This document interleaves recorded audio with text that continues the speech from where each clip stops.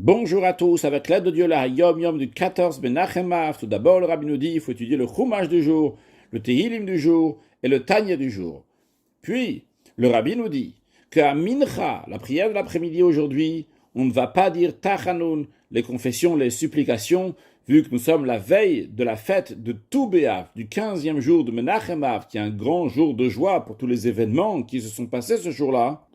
Et donc déjà, la veille à Mincha, le 14 Menachem Av, on ne dit pas Tachanun. Encore un point.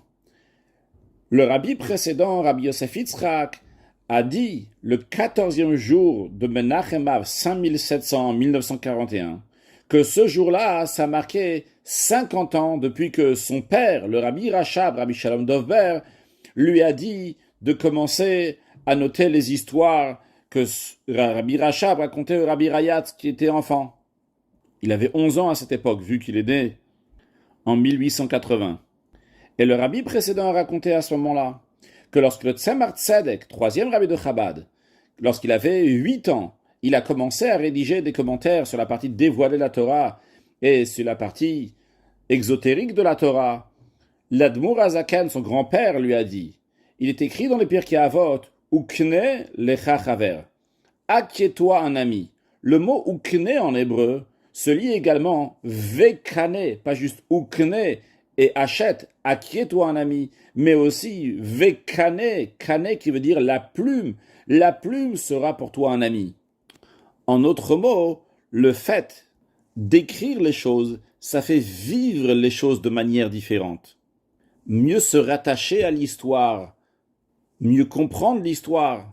Ça, c'est la première explication sur ukane lecha chaver. Que la plume, c'est-à-dire lorsqu'on écrit, ça va être l'ami. Mais il y a une autre explication que le Rabbi Rachab a dit en citant l'Admour Azaken, le premier rabbi de Chabad.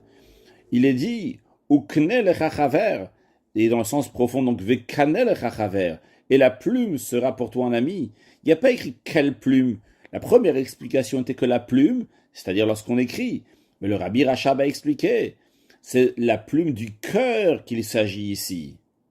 C'est-à-dire que chaque chose qu'on étudie, on doit la vivre, la revivre. Ça doit être une expérience émotionnelle. Les choses doivent venir avec le cœur. Et pas juste entendre une histoire et ok. Il faut la vivre avec le cœur. Donc, vekane, la plume, que ce soit quand on écrit, ou que ce soit la plume du cœur, ça, c'est les bons amis pour bien vivre les sujets qu'on entend.